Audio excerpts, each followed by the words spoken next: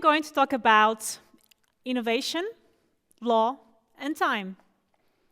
Because timing is everything when it comes to innovation. In fact, it is everything when it comes to most things of our lives. And in the last years, I developed this obsession with time and how time and law interact, or sometimes don't. Since I am a southern, lazy European, when I came to the Netherlands, I realized that I was always late. I was always late for my appointments, I used to miss trains, it was a disaster. One day, a Swiss friend of mine told me, well, Sofia, you should start caring about time. Otherwise, you won't be able to catch up or keep up with the pace of Dutch society. I was worried. So I got myself a watch, this one.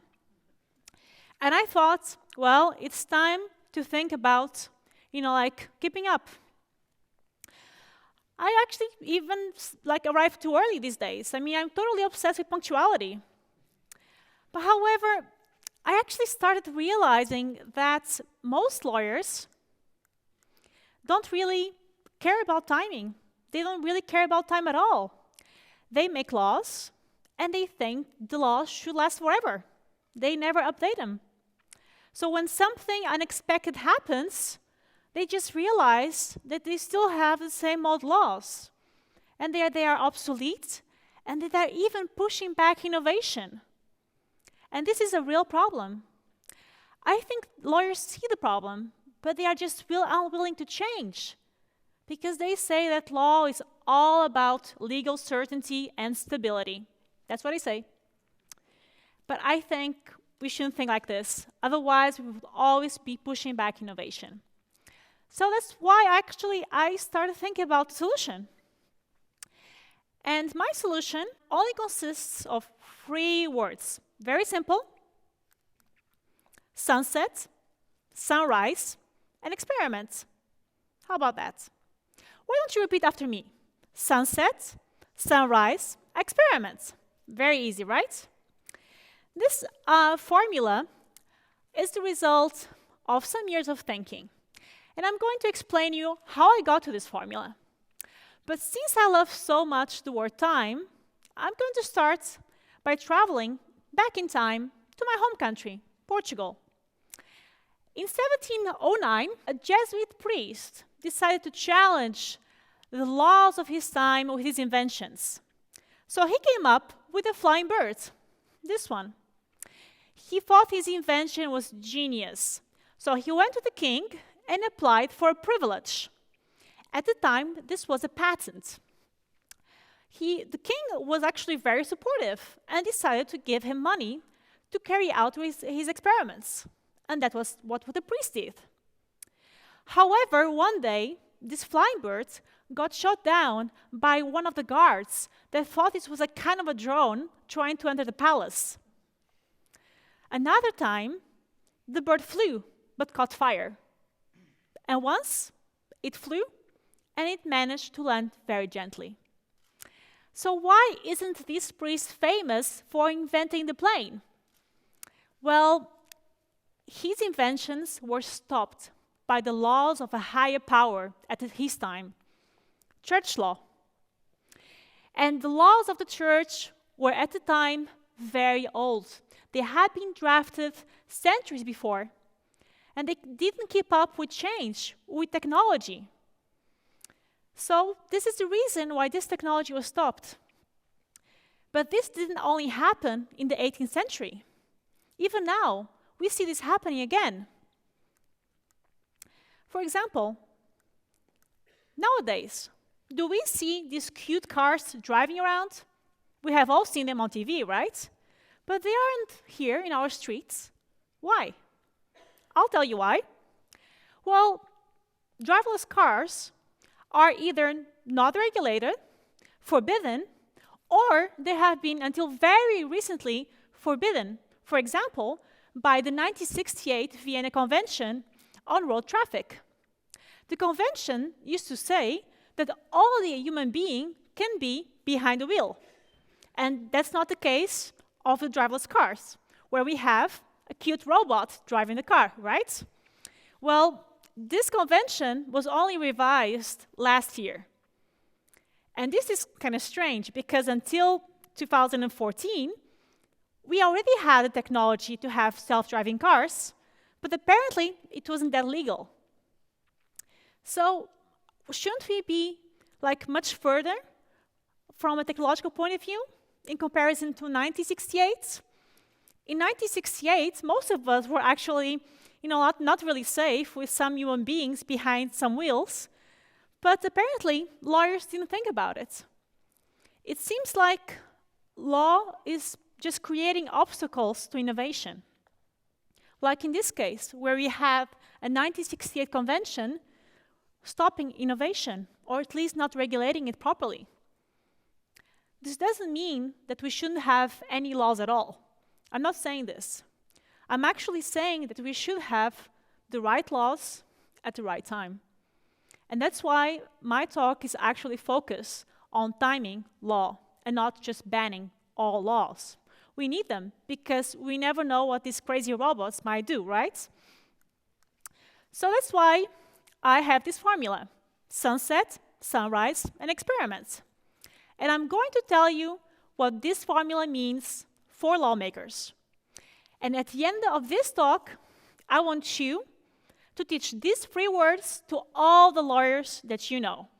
And when you go back home and you meet a politician, a lawmaker, or anyone who has contact with laws and says, I want more innovation, you just tell them sunset, sunrise, and experiment.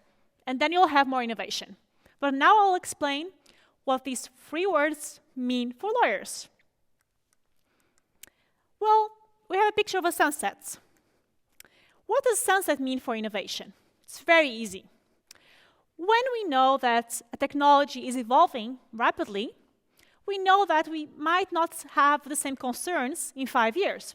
The technology might not be there. It might have changed. So instead of having all these old laws and just have them, like forever, we just decide to terminate them after 5 years, when the law is no longer necessary. So we introduce a sunset clause in a law and say, well, in 5 years' time, this law will terminate, unless we still need it. Very easy. We just terminate the law after 5 years or 3 years, depending on how quickly the technology evolves. In other cases, we have to think about sunrise. In the case of sunrise, we have a different story. For example, with driverless cars, we know that the science fiction world where robots will take over our roads isn't here yet. So instead of just being too early with our laws, like myself with my obsession with time, that I'm always too early for my appointments, we just decide to enact a law, but just say, well, the technology isn't here yet. So the law will only enter into effect, for example, in 5 years, when the technology is widely available. This is definitely the case of driverless cars, where these cars are still technologically possible, but they are not still widely available. So in the case of sunrise clauses, we basically say, well, the law will be in effect in 5 years' time, when our concerns about these cars are verified. If, for example, in 5 years' time, we actually see these instruments, these cars are something which is totally safe, then we just say, well, the law doesn't need to enter into effect. In any case, we give more time to innovators and to lawmakers to think about it. We give ourselves a sunrise delay. And this is much better than just delay the innovation or regulate for the future, stifling innovation. That's why we can sunrise lawmaking. In other cases, we might want to experiment. Experiment with lawmaking is controversial because we just get freaked out when we hear the word experiments. We think about all these natural experiments, and that's not what law is about. Law is all about certainty, about having the same rights to all citizens. But guess what? We can learn a lot if we experiment. And this is the same for law. When we have a new technology, we might not know everything about it. So it might be better to just experiment with new rules. So when you experiment new rules, you basically say, well, I'm going to divide the territory in different fields. So we have, for example, with driverless cars, we can say, well, in Tilburg, we allow driverless cars to just drive our students back home after a night out. If in a couple of years we see that this is going well, we can expand this experiment to other cities, for example, to Amsterdam, and later to the whole country. But we'll limit potential risks to a very small part of the territory. And this can be highly beneficial. Of course, not everyone will have the same rights as the access to the same products. But this also means that not everyone will be exposed to the same risks. So with experiments, we actually give a chance to innovators while limiting the risks. So we try, we observe, we correct, and we try again. And if necessary, we'll fail again. But at least we give a chance to innovators to experiment with something.